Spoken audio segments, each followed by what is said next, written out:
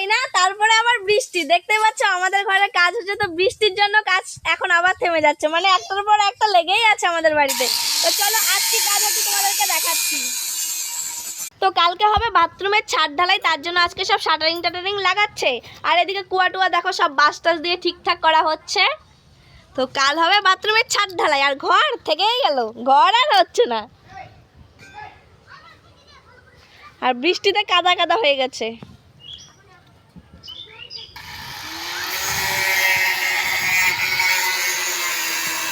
আর হচ্ছে রান্না ডুমুর ভাজা, এই যে করেছি মূলা ভাজা, এক গামলা মাছের ঝোল, মাছের ডিমের বড়া, দেখতে পাচ্ছ কত কিছু রান্না। তো এই যে ছোট্ট হাঁড়িতে ভাত আছে আমাদের, আর এই যে জল, কেনা জল এখন।